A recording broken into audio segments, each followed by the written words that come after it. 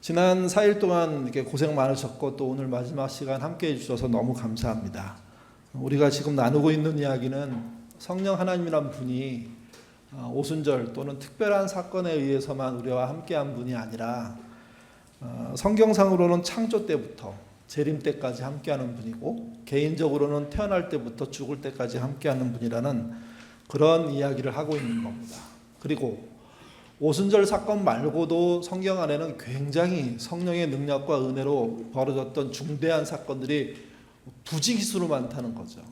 다 살펴볼 수가 없어서 지난 시간까지 4가지를 살펴본 거고요. 오늘은 한 가지가 아니라 2-3가지 정도를 연결하면서 한번 살펴보도록 하겠습니다. 저희가 첫 번째 시간에는 나이든 욥과 젊은 엘리후의 이야기를 나눴습니다. 둘 다 성령의 충만함이 있었고 성령을 알고 있었고 또 성령에 의해서 각성된 부분이 있다고 말씀을 드렸습니다. 근데 욥의 경우에 성령에 의한 각성은 아주 깊고 넓고 그리고 본인의 고난을 이렇게 뚫고 나가기 위한 애절함들이 있었던 반면에 건강했던 엘리후의 성령에 대한 각성은 교만하고 때때로는 욥과 같은 사람들을 훈계하고 그리고 자신이 알고 있는 짧은 신학 지식으로 꾸짖는 그런 모습을 보였던 거죠. 그날 우리가 성령의 열매에 대한 묵상과 교독을 했는데 그때 오래 참음에 대해서 했습니다. 두 번째 시간은 다니엘과 세 친구의 이야기를 통하여서 성령 하나님이 어떻게 그들과 함께 했는지 사건별로 살펴보는 시간을 가졌습니다. 그들에게 나타났던 신앙의 가장 큰 특징은 성령 열매의 특징은 충성이었습니다. 근데 그 충성의 길이가 두 나라 세 왕이 통치하는 기간이었다는 거죠. 인류 역사상 두 나라를 넘어가면서 총리를 한 사람이 있을까? 얼마나 될까? 의문입니다. 다니엘은 그랬고 또 세 왕에 대해서도 넉넉히 감당해내는 근데 그 내용 하나하나가 쉽게 한 게 아니라 정말 어렵고 고달프게 그 과정들을 극복해 나가면서 흔들리지 않았던 그래서 결국은 별과 같이 빛나는 믿음의 사람이라는 이야기를 남겼던 분이라는 거죠. 그날 성령의 열매는 충성이었습니다. 세 번째 시간에 예수님을 기다렸던 사람 시므온에 대한 이야기를 했습니다. 한 번도 얼굴을 본 적도 없고 정확한 그런 그 만남의 모습을 이렇게 예지받지 못했음에도 불구하고 그는 유대인의 일반적인 생활 규칙 또는 경건 생활 그걸 통해서 성령 하나님의 이끄심을 감지하고 그 이끄심을 따라갔다는 거죠. 시므온의 성령 인도하심에 따른 이야기를 살펴보면 이런 단어들이 떠오릅니다. 능동적이고 진지했습니다.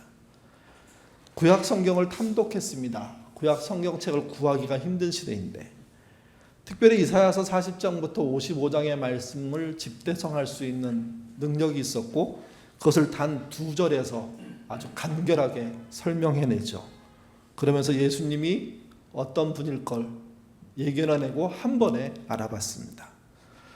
그리고 그는 그 예수님이 유대인을 넘어서서 이방인의 빛이라는 그 시대로서는 너무 진보적인 아마 이 이야기를 공개했다면 돌에 맞아 죽었을 겁니다. 그럴 정도로 진보적인 신앙인이었습니다. 예수가 부모의 품에 안겨서 정결 내식으로 오는 그 장면 때 보죠. 그리고 그가 그렇게 말합니다. 그토록 기다렸던 그분이 이제 왔습니다. 주님 저를 놓아주십시오. 자신은 죽어도 괜찮다는 이야기를 합니다. 그날 우리가 나눴던 성령의 열매는 희락이었습니다. 어저께 나눴던 이야기는 마른 뼈와 관련된 에스겔의 이야기입니다. 이스라엘이 완전히 망해서 회생불능인데 인자를 부르신 성령 하나님께서 그 말라 비틀어 죽은 그 마른 뼈에 대해서 대언하라고 얘기합니다. 에스겔은 말도 안 되는 상황에서 대언을 시작했고 그래서 마른 뼈에 힘줄이 붙고 살이 붙고 그리고 일어서고 결국 일어선 몸을 향하여서 성령 하나님께서 호흡을 집어넣어서 그가 다시 생명이 되는 사건이 있었다고 말씀을 드렸습니다. 그때 나눴던 성령의 열매는 온유였습니다. 오늘은 모세를 시작으로 해서 몇몇 사람들의 이야기를 살펴보려고 합니다. 첫 번째 등장하는 모세는요, 오늘 본문에 매우 고달펐습니다. 약 200만 정도로 추정되는 이스라엘 사람들을 인도하고 있었는데 그들은 노예 근성을 버리지 못한 사람들이었습니다. 끊임없이 불만이 쌓였고 민원이 제기됩니다. 모세는 그 민원 해결하냐고 너무 힘들고 어려운 시간들을 보내죠. 본인이 할 수 있는 건 본인이 하지만 본인이 못하는 건 결국 하나님이 해결해 주시는 방식으로 진행됐습니다. 근데 이번 민원은 해도 너무 한다는 게 모세의 생각입니다. 그 민원의 내용은 이거였습니다. 만나 말고 고기를 달라는 겁니다. 그것에 대해서 얼마나 마음이 상했는지 모세가 하나님께 불평합니다. 같이 보시죠. 민수기 11장 11절에서 14절입니다. 읽겠습니다. 모세가 여호와께 여짜오되 어찌하여 주께서 종을 괴롭게 하시나이까? 어찌하여 내게 주의 목전에서 은혜를 입게 하시고 이 모든 백성을 내게 맡기시사 내가 그 짐을 지게 하셨나이까? 이 모든 백성을 내가 배웠나이까? 내가 그들을 낳았나이까? 어찌 주께서 내게 양육하는 아버지가 젖 먹는 아이를 품듯 그들을 품에 품고 주께서 그들의 열조에게 맹세하신 땅으로 가라 하시나이까? 이 모든 백성에게 줄 고기를 내가 어디서 얻으리이까? 그들이 나를 향하여 울며 이르되 우리에게 고기를 주어 먹게 하라 하온즉 책임이 심히 중하여 나 혼자는 이 모든 백성을 감당할 수 없나이다. 끝에 말의 반복이지만 감당할 수 없는 민원을 그가 당하고 있는 겁니다. 민원은 1차적으로 모세에게 향했습니다. 그리고 근본적으로는 하나님께 향하는 겁니다. 그 민원에 시달리고 있는, 그 여론에 시달리고 있는 그 모세를 생각해 보십시오. 처음에는 말도 안 된다는 얘기 그만하고 우리 힘을 합쳐서 가야 할 방으로 가자고 계속 설득했을 겁니다. 근데 그 설득이 먹혀 들어가지 않습니다. 항상 민원을 주도하는 세력이 있습니다. 여론을 주도하는 세력이 있습니다.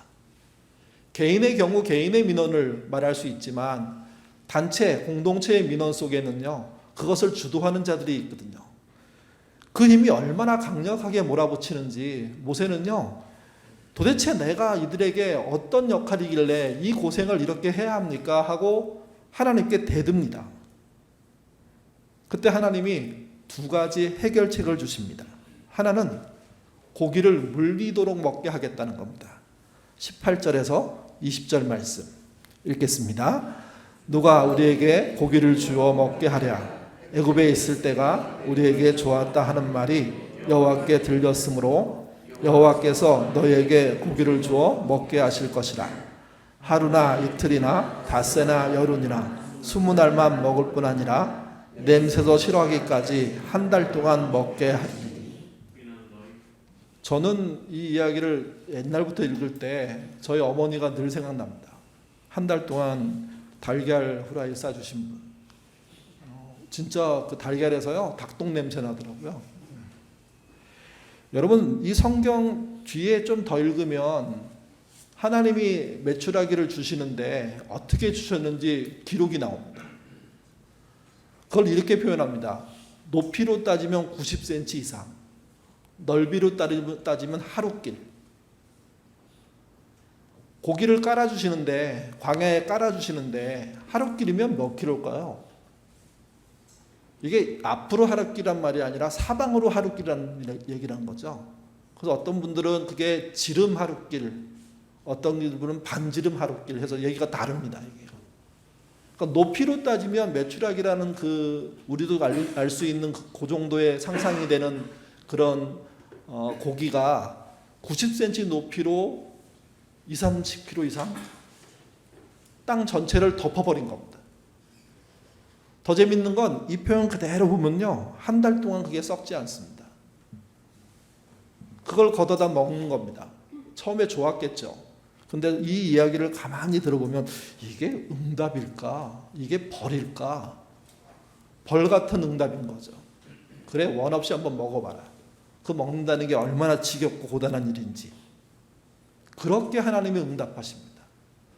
성경에 하나님의 응답 중에 이런 식의 응답은 거의 없습니다. 자녀를 키우는 부모들 중에 자녀가 참 이해되지 않아서 그의 뜻을 따라가긴 하지만 사실은 벌처럼 그 뜻을 따라가주는 그런 때가 있지 않습니까? 철없는 아이는 그걸 이해하지 못하고 마냥 좋다고 얘기하는데 나중에 가서야 우리 부모가 나를 그렇게 이상하게 봤구나. 그걸 깨달으면 다행이죠. 아마도 하나님의 이 조치는 응답이 아니라 벌일 수 있습니다. 근데 벌만이 아닙니다. 응답입니다. 두 가지가 함께 진행되면서 주님 하나님께서는 그들이 깨닫기를 원하신 것 같습니다. 하나님이면 충분하지 뭘 먹냐 뭘 어떻게 하냐 세세한 문제를 하나하나 다 따져가지고 고달픈 인생을 만드는 너희 애처롭다, 이런 메시지가 전달되고 있다고 저는 생각합니다. 두 번째는요, 장로들을 모으십니다. 구약 성경에 등장하는 장로는 우리가 신약교회에서 세우는 장로님하고는 좀 다릅니다. 구약에 등장하는 장로는 가문의 어른입니다. 어른.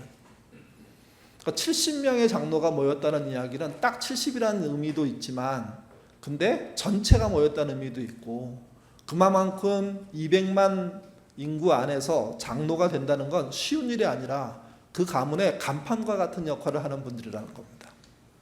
근데 여러분 아십니까? 이분들이 여론의 주도자라는 사실들을. 불만이 올라오고 이야기가 모였을 때 할 만한 이야기다 할 때 가문의 대표들은 나설 수밖에 없습니다. 고기 문제도 아마 그랬을 겁니다. 이들이 처음엔 막았을 수도 있습니다. 그렇게 말하는 거 아니라고. 하나님이 그동안 인도하신 것마다 얼마나 놀라운데 무슨 계획이 있겠지. 우리식으로 말하면 그렇게 말씀하실 가능성이 높습니다. 근데 여론이 워낙 강력하게 올라오니까 이들도 그 여론에 함께 움직이고 있는 거죠. 그랬더니 하나님께서 이들을 모으라고 하십니다. 그리고 성막으로 오게 합니다. 그리고 성막 한 바퀴 돌려서 서게 만듭니다. 그리고 이를 벌리십니다. 25절에서 24절에서 25절입니다. 읽겠습니다. 모세가 나가서 여호와의 말씀을 백성에게 알리고 백성의 장로 70인을 모아 장막에 둘러 세우매 여호와께서 구름 가운데 강림하사 모세에게 말씀하시고 그에게 임한 영을 70장로들에게도 임하게 하시니 영이 임하실 때에 그들의 예언을 하다가 다시는 하지 아니하더라. 이게 무슨 상황일까요? 그동안 하나님의 직접 만나서 성령의 임재를 경험하고 또는 각성하고 자각했던 사람은 모세였습니다. 그것을 가장 옆에서 봤던 사람은 2명 정도입니다. 하나는 여호수아고 또 하나는 아론입니다. 둘 다 모세가 하나님을 만나고 난 뒤에 메시지를 전달받았습니다. 여호수아는 특별히 무슨 과정이 아니라 하나님과 모세가 함께 있는 회막을 지키고 있음으로 듣게 되었고 아론은 모세가 전달하는 이야기를 듣습니다. 그때마다 불만이 있었습니다. 내가 형인데 너는 왜 나한테 늘 명령조로 하나님의 명령을 전달하고 나는 꼼짝 못하고 이 말을 전해야 되느냐. 사실 이것은 모세가 원해서 그렇게 했던 게 아닙니다. 모세는 못하겠다고 얘기하니까 또 특별히 못하는 이유가 말과 관련된 것이라고 하니까 하나님께서 말을 잘하는 형 아론을 그의 소리로 그의 목소리로 사용하신 겁니다. 하나님이 그렇게 하신 겁니다. 근데 그들 안에도 불만이 있었던 거죠. 왜 나는 그 모세의 이야기를 들어서 전달하는 역할만 하냐? 내가 모자라냐? 내가 하나님 뜻을 모르냐? 뭐 그런 충돌이 있는 것처럼. 고기 민원에 대한 하나님의 판단은 이런 거였습니다. 장로들이 문제였다는 겁니다. 그들이 그 여론을 충분히 덮을 수 있었음에도 불구하고 그렇게 하지 못하는 거 아니냐? 그래서 이제 뭘 체험하게 하시냐면 하나님을 직접 만나서 하나님의 말씀을 듣는다는 게 무슨 일인지를 체험하게 해버리신 겁니다. 성막 주변에 서서 성령의 각성함을 그들이 깨닫습니다. 그리고 그들이 하지 않았던 한 번도 해본 적이 없는 예언을 시작합니다. 그 예언이라는 게 성령의 각성이라는 게 본인의 능력과 힘으로 되어지지 않는 일이고 누군가 또 다른 인격체가 나를 지배해서 나를 끌고 가는 것이기 때문에 그 상황이라는 게 여러분 기쁘기보다는 몹시 두렵습니다. 설레이기보다는요 공포스럽습니다. 심지어는 한 번도 경험하지 못한 어떤 상황들에 대한 이해들이 막 쏟아지면서 부담스럽고 도망가고 싶은 거죠. 똑같이 70명이 그 일을 경험했는데 그들 모두가 그런 반응이었습니다. 그래서 결론은 이거였습니다. 그날 경험은 그날로 끝이 납니다. 더 이상 그것을 이어가고 싶어하는 사람도 없었고 하나님도 그렇게 해주려고 하지 않는 겁니다. 성령의 주도함을 경험한다는 게 교회가 잘못 이데올로기로 만들어가지고 즐거운 일이야, 기쁜 일이야, 대단한 일이야, 이렇게 특별한 일이야 이렇게 계속 몰고 가는 거, 그거 생각보다 이해를 덜 하고 있는 겁니다.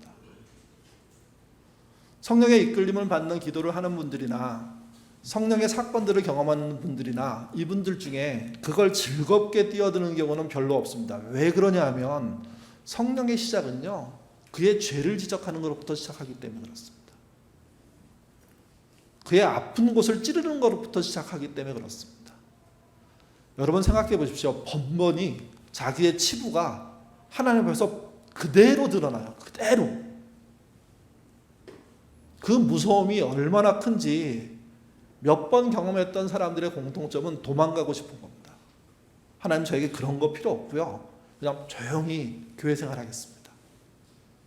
그냥 하나님 믿을 겁니다. 하나님은 떠나진 않을 겁니다. 근데 이런 식으로 내 생활 속에 쳐들어와서 나의 심령 골수를 찔러 쪼개며 나의 삶을 거꾸로 틀리는 이런 일들에 대해서는 저는 아니라고 생각합니다. 의외로 많은 사람들의 반응이 그겁니다. 물론 그걸 넘어가면 희락이 있습니다. 보지 못하는 세계가 있습니다. 놀라운 일들이 벌어집니다. 압니다. 근데 그거를 번번이 하고 싶지는 않은 겁니다. 70장로의 어떤 반응은 여기 나와 있지 않지만 하나님은 일관성 있게 전부 중단시켜 버리셨습니다. 그리고 난 다음에 여론이 확 주저앉습니다. 본인들이 주장했던 그 내용 그 이상의 하나님을 만난 그 민족의 장로들이 이건 할 얘기가 아니구나 하는 사실을 깨닫고 들어가서 자기의 가족 모두를 입단속합니다. 그러면 모든 문제가 주저앉게 되는 거죠. 근데 오늘 읽었던 본문은 예상치 않은 일이 발생합니다. 장로들이 성막에 모였을 때 무슨 이유인지 모르겠지만 빠진 장로 2명이 있었습니다. 그들은 여전히 성막에서 예언하고 있습니다. 그의 이름이 엘닷과 메닷입니다. 한 소년이 보고합니다. 모세하고 여호수아에게. 여호수아가 나섭니다. 그 사람들 단속해야 되는 거 아니냐고. 하나님이 중단한 일인데 그들은 여전히 하고 있다고. 근데 모세는요 그렇게 얘기하지 않습니다. 그 일에 대해서 그에게는 새로운 깨달음이 생긴 겁니다. 그리고 이렇게 말합니다. 29절 읽겠습니다. 모세가 그에게 이르되 내가 나도 두고 시기하느냐. 여호와께서 그의 영을 그의 몸에 백성에게 주사 다 선지자가 되게 하시기를 원하노라. 어디서도 그런 말씀이 했다는 게 없습니다. 모세만 알고 있는 이야기 하나가 등장합니다. 그게 무엇이냐면 하나님의 진짜 생각은 모든 사람이 선지자가 되는 거라는 겁니다. 모든 사람이 맡겨진 말씀을 전달하고 그 말씀대로 사는 사람이 되는 예언자가 되라는 얘기입니다. 그게 하나님의 생각이고 하나님의 뜻이라는 거죠. 근데 나는 잘 모르는 일이지만 70장로를 보았을 때 2명이 안 왔고 그리고 성령이 강림해서 각성됐을 때 그때 70명은 예언을 했고 근데 똑같이 그들과 함께 하지 않은 2명의 장로는 자기의 진에서 예언을 한 거죠. 그리고 하나님이 끝을 냈는데 그 끝내는 시점에서 70명은 중단했는데 2명은 여전히 하고 있다면 그건 단속할 일이 아니라 하나님이 무슨 생각이 있으신 거다 하고 이 사건을 해석하는 겁니다. 모세 자신은 그 일을 행복하게 하지 않았던 것 같습니다. 너무너무 힘들고 좌절하면서 나 같은 인간이 이걸 할 수 있나? 더 좋은 인물 없나? 맞아, 형이 진짜일 거야. 형이 더 나아. 그래서 그쪽으로 넘기고도 싶어 하거나 새로운 인물을 찾고도 싶어 하거나 이리저리 회피했겠죠. 그래서 고기를 달라 하는 그들에게 도대체 내가 누군데 이들에게 고기까지 줍니까? 하는 이야기를 했던 겁니다. 모세를 통해서 알게 된 하나의 비밀은 이겁니다. 하나님은 모든 사람이 그 내주하고 있는 성령이 각성되는 것을 원하십니다. 그들이 그것을 통해서 하나님이 주신 말씀과 인도함을 따라 각자 자기의 처지와 일터에서 그분의 예언을 실현하는 자가 되기를 원하시는 겁니다. 이때 예언이란 맡겨진 말씀입니다. 미래를 보는 말씀이 아니라 그에게 사명으로 주어진 말씀이라는 겁니다. 이게 민수기 11장에 나와 있는 성령의 각성 사건입니다. 모세하고는 무관하지만 민수기에서 또 다른 성령을 체험한 사람이 그 민수기 11장 뒤쪽에 등장하는데요. 이번에는 그는 이스라엘 사람이 아닙니다. 이방인 발람입니다. 점성술사죠. 바벨론의 점성술사. 오순절이 강림하기 이전인 1400년 정도 전인데 그때 이미 이방인 중에 하나님의 인도하심을 통해서 자신 안에 있는 성령을 각성했던 인물이 있다는 이야기를 민수기는 같이 해놓습니다. 이미 하나님의 의지가 어느 쪽으로 가고 있는지를 얘기해주고 있는 겁니다. 이 사건은 이제 요엘로 넘어갑니다. 요엘하면 기억나는 게 두 가지인데요. 메뚜기 재앙과 성령의 임재입니다. 메뚜기 재앙이란 이스라엘이 하나님의 심판을 받을 거라는 거죠. 남과 북 모두 다. 또 하나는 성령 임재를 통해서 새로운 시대가 열릴 거라는 겁니다. 그러니까 이스라엘의 새로운 시대는 하나님이 이끌어가는 시대인데 그것은 성령이 그 모든 사람들을 각성시킴으로 이루어진다는 이야기죠. 그래서 요엘서 하면 우리는 메뚜기하고 성령이 임하는 아주 자세한 설명을 기억합니다. 그 설명에 대한 이야기를 읽어보겠습니다. 요엘서 2장 28절에서 31절입니다. 읽겠습니다. 그 후에 내가 내 영을 만민에게 부어주리니 너희 자녀들이 장래일을 말할 것이며 너희 늙은이는 꿈을 꾸며 너희 젊은이는 이상을 볼 것이며 그때 내가 또 내 영을 남종과 여종에게 부어줄 것이며 내가 이적을 하늘과 땅에 베푸리니 곧 피와 불과 연기와 기둥이라. 여호와의 크고 두려운 날이 이르기 전에 해가 어두워지고 달이 핏빛으로 변하거니와. 이 이야기는 나중에 베드로가 받아서 더 확대합니다. 모세 때 이야기는 하나님이 주도하시지만 나는 생각한다. 빌닷과 메닷이라는 두 장로가 했던 것처럼 모든 사람이 성령의 이야기를 할 수 있는, 예언을 말할 수 있는, 그렇게 살 수 있는 세상을 살아야 된다고. 근데 그렇게 전개가 안 됐습니다. 또 한 가지는 그 시대에 등장하는 예언의 각성자들은 전부 남자입니다. 모세도 그렇고 여호수아도 그렇고 또 그 뒤에 있는 70명의 장로도 그렇고 열애했던 2명의 장로도 그렇습니다. 근데 요엘서에 와서는 요엘이 모세가 했던 말을 제대로 해석해냅니다. 하나님이 알려주신 지혜로 한 거겠죠. 그래서 등장하는 게 뭐냐면 내 영을 만민에게 부어준다는 이야기가 등장합니다. 하나님은 그런 분이시고 우리 안에 내주하 있는 성령을 모두를 깨우시기를 원하신다는 거죠. 그리고 그 안에 늙은이는 꿈을 꾸고 젊은이는 이상을 보고 남종과 여종은 성령의 부음을 받고 이렇게 표현합니다. 여기서 남자 주도의 성령 각성 시대를 끝내고 여성이 들어오기 시작합니다.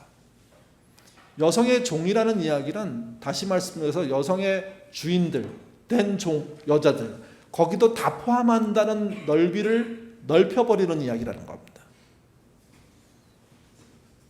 그러니까 모세의 시대보다 요엘의 시대가 훨씬 발전하죠. 이게.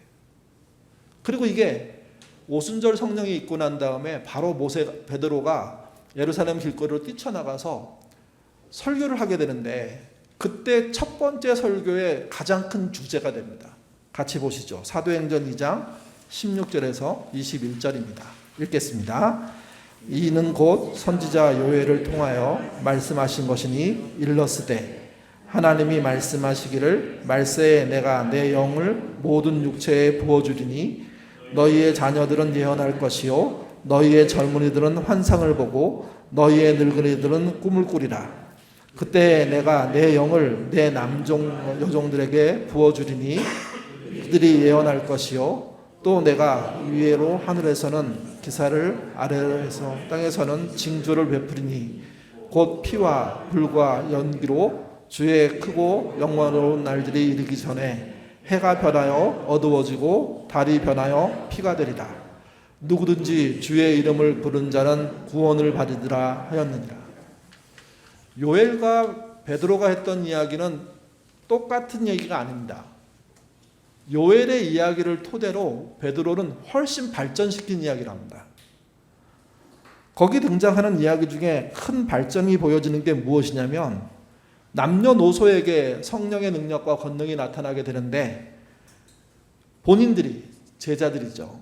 그들이 하늘의 기사와 하늘 아래 땅의 징조들을 베푸는 역할들을 하겠다고 얘기합니다. 그래서 마지막 시대에 대한 준비에 대한 이야기를 피와 같은 단어, 불과 같은 단어를 통해서 설명하죠. 그리고 난 다음에 그렇게 하는 하나님의 목적을 21절에 정리합니다. 21절은 같이 다시 한번 읽겠습니다. 누구든지 주의 이름을 부르는 자는 구원을 받으리라. 우리가 믿는 복음이 처음으로 등장합니다. 여러분 이게 얼마나 기가 막힌 흐름인지 한번 생각해 보십시오. 우리가 예수를 믿고 구원받는다는 이야기는 예수님이 처음 시작한 얘기가 아니라는 겁니다.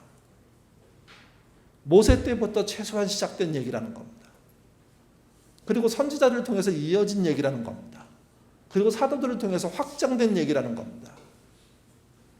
예수님이 그 사이에 제자들에게 충분히 역사하시고 인도하셔서 깨닫게 하셨지만 결국 제자들은 이해했습니다. 누구든지 주의 이름을 부르는 자는 구원을 받으리라. 이게 성령의 각성으로 가능해진다는 얘기입니다. 우리는 내가 믿는 거야, 내가 선택했어, 이런 식으로 너무 가볍게 얘기하는데 성경의 흐름에서는 그게 아니라 성령의 각성이 확장되고 넓어지고 구체화되고 모든 세대에게로 다가가고 남녀노소 다 확장된 결과로서 결국 이런 모양이 있는데 그게 예수가 말씀하신 복음이라는 거죠. 말씀을 정리하면 이렇습니다. 성령의 확산 또는 각성, 이것은 하나님이 하시고자 하는 일의 방향입니다. 처음 사람들은 성령을 각성시킬 필요가 없었습니다. 성령과 함께 살았기 때문에. 근데 죄를 짓고 타락한 자들은 그 성령을 그 마음속에 함께함에도 불구하고 성령과의 거리가 어마어마하게 떨어져 있었던 거죠. 그 성령이 뭘 해도 인지하지 못하고 성령이 가슴을 치고 통곡해도 알아보지 못하는 인생들을 산 게 타락한 인간들입니다. 하나님은 그들을 구원하기 위해서 한 명 한 명에게, 특별한 사람들에게, 의미 있는 사람들에게 성령 각성 사건들을 일으키시고 그들이 그의 말씀, 예언의 확산들을 시작합니다. 예언의 확산이 뭡니까? 그 말씀을 받아들이는 겁니다. 맡겨진 말씀으로 알고 살게 되는 일들이 벌어지는 거죠. 그것이 흐르고 흘러서 베드로 때 와서는 어떻게 정리가 됐냐면 주의 이름을 부르는 모든 사람을 구원한다는 이야기로 정리된 겁니다. 그 PPT가 거꾸로 가면 안 되는데 거꾸로 가고 있습니다. 앞으로 오십시오. 네. 건강한 교회가 뭐냐? 주의 이름을 부르는 자의 구원이 일어나는 곳입니다. 일단. 그러니까 예언의 확산, 성령의 확산들이 일어나는 곳이라는 거죠. 그리고 그 교회가 오늘날에 와서는 종교개혁에 의해서는요, 그게 만인 제사장설이라는 것으로 정리됩니다. 만인 제사장설이 뭡니까? 모든 신자가 성직자라는 겁니다. 목사인 저만이 아니라 저희 교회에서는 목사 자체를 성직자로 부르는 것도 안 하고 있지만 동시에 교인들을 평신도라고 부르는 것도 안 하고 있습니다.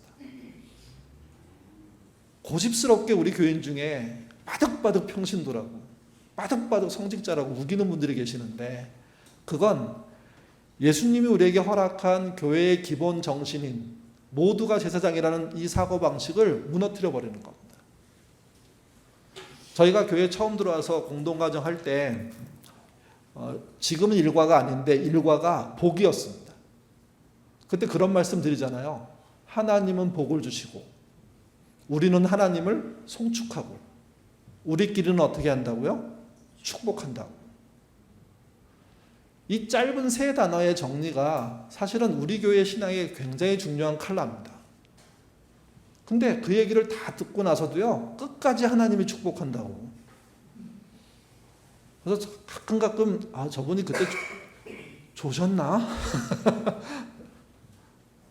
그 단어를 고쳐야 된다고. 그래서 그때 농담처럼 한 말 있어요. 그렇게 말하면 500원 내는 거라고. 여러분, 성직자도 없지만 동시에 평신도도 없습니다. 목사란 역할이 있는 것이고 우리는 다 교인인 거죠. 우리 교회 목회자를 표현할 때 목회자라고 안 쓰는 거 아십니까? 뭐라고 씁니까? 우리 교회가 목회자를 부를 때 다른 교회에서 목회자라고 부르는데 교역자라고 부릅니다. 교회에서 일하는 사람들. 왜 굳이 다른 교회 사람들이 전혀 싫어하는 단어를 우리가 끌어다 쓰는지 아십니까? 그 단어가 정착돼야 목사의 위치와 교인의 위치가 제대로 자리 잡기 때문입니다. 만인제사장설은 종교개혁에서 굉장히 중요한 이슈인데 500년이 흘렀음에도 불구하고 아직 정착되지 않았습니다. 지강주철 선생님이 와가지고 종교개혁 특별히 루터의 많은 문제점을 얘기해 줬잖아요. 그 루터의 문제점이 있음에도 불구하고 그럼에도 불구하고 종교개혁 정신을 우리가 이어받아야 될 이유는 나쁜 것도 많지만 핵심이 되는 좋은 것도 존재하기 때문이에요. 근데 우리는 나쁜 것은 듣지 않고 잊어버렸는데 좋은 것은 실천하지 않는 방식으로 망가뜨리고 있는 겁니다. 누구든지 주의 이름을 부르는 자는 구원을 얻으리라. 복음이 전해지고 그로 인해서 성령이 각성된 모든 사람은 구원을 얻는다는 거죠. 그리고 얻게 된 신분이 무엇입니까? 하나님 앞에 모두가 제사장입니다. 모두가 하나님의 일을 하는 성직자입니다. 목사만 특별하게 성직자가 아니라 우리 모두가. 그게 종교개혁이 우리에게 주려고 했던 성령의 각성이라는 거죠. 그러면 모두가 성직자라면 교회는 어떻게 운영되어야 할까요? 저는 지금의 교회가 과도기라고 생각합니다. 저희가 더 작은을 내보낼 때 또 한 그룹을 내보냈죠. 기억나십니까? 우리 교인도 다 잊어버린 뜨락이라는 공동체를 내보냈습니다. 얼마 가지 못해서 그냥 박살났죠. 서로 황당한 얘기하다가 싸우고 헤어졌는데 더 작은은 교역자를 초대해서 내보낸 케이스였고 뜨락은요 그냥 교인들이었습니다. 그들을 내보낸 이유가 있습니다. 그렇게 만들어진 이유가 더 강성이기도 했지만 실제 제일 중요한 건 뭐였냐면 성도들, 교인들끼리 만드는 공동체가 우리의 지향점이기 때문에 그렇습니다. 목사가 필요 없다는 뜻이 아닙니다. 목사의 역할이 필요하죠. 그걸 통한 교회에 확장해야 됩니다. 근데 뜨락이란 방식을 통하여서 목사가 없어도 건강한 교회를 만들 수 있다는 모델이 됐으면 좋겠다고 해서 15, 16명을 내보냈습니다. 근데 어려움이라는 게 더 작은보다 더 일찍 왔죠. 서로 다 갈등하고 헤어지고 결국은 전부 다 박살나버리는. 우리의 실험은 그날 그때부터 중단된 것 같습니다. 그리고 고민하면서 우리 코로나 지내면서 네트워크형이라는 교회에 대한 이야기를 만들었습니다. 그게 목사가 참여하든 그렇지 않든 만인 제사장설에 입각한 건강한 공동체를 만들어야 한다는 겁니다. 옛날에는 한 교회가 몇백 년, 우리로 치면 뭐 120년, 130년 이렇게 견디는 게 중요했다면 앞으로의 교회는요 그러지 않을 수도 있습니다.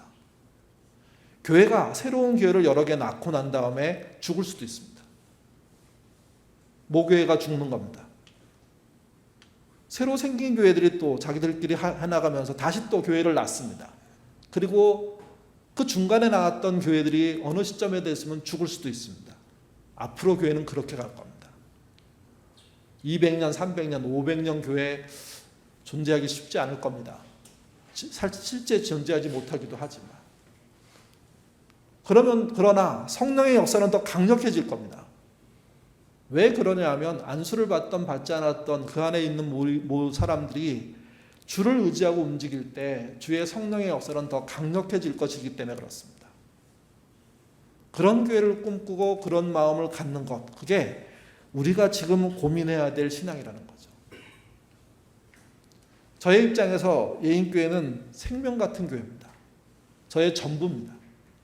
근데 저는 이 생명 같은 교회가 단순히 오래 유지되는 게 목적이 아니라 이 교회를 통해서 더 모험할 수 있는 교회들이 출산돼야 된다는 겁니다. 시작돼야 된다는 겁니다. 여러 개가 시작되어서 그 교회들이 치열하게 그 현실에 맞게 가는 거죠. 심는 교회를 시작했던 마음이 그거였습니다. 운영위원들이 토론했던 내용이 그거였습니다. 우리가 어른부터 아이들까지 일정 수준을 나눠서 나가는 것도 중요하겠지만 한 세대를 똑 떨어뜨려서 내보내자. 그러면 그들이 새로운 교회를 시작할 거다.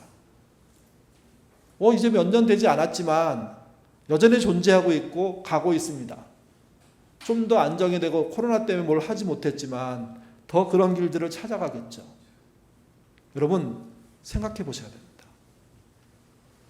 우리가 갖고 있는 우리의 교회라는 것이 진짜 오늘 성령의 각성에 이어지는 어떤 순서에 따라갈 때 진짜 만인 세상을 실현할 수 있는 교회 모양으로 갈 수 있는 그런 교회인지, 그런 모험을 할 수 있는 건지, 아니면 우리 교회만 유지하는 교회가 되는 건지, 그 고민이 우리의 고민이어야 됩니다.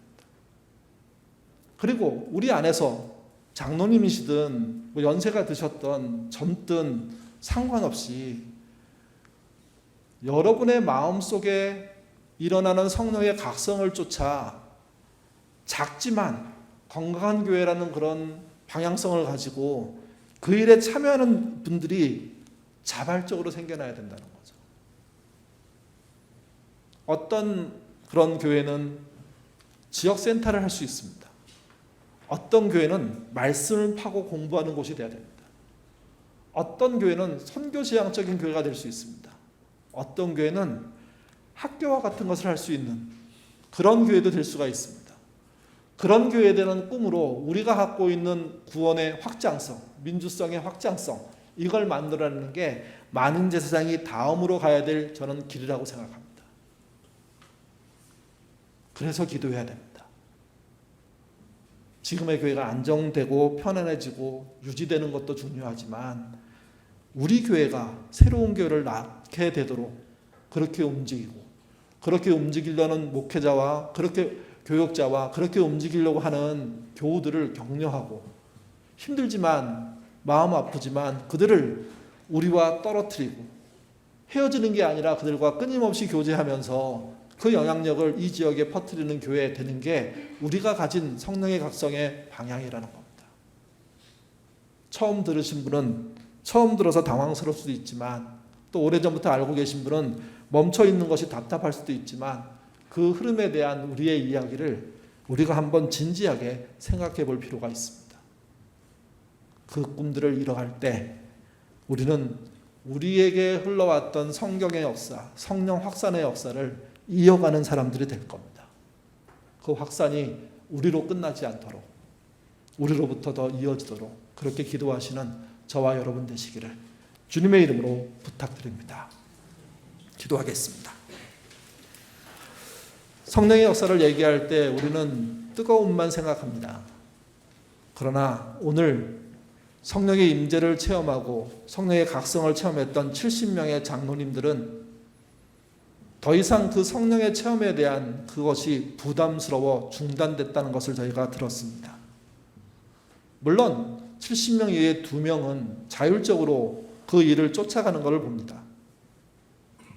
모세는 그 기점에 이 사건의 의미가 무엇인지 정확하게 설명해 주었습니다.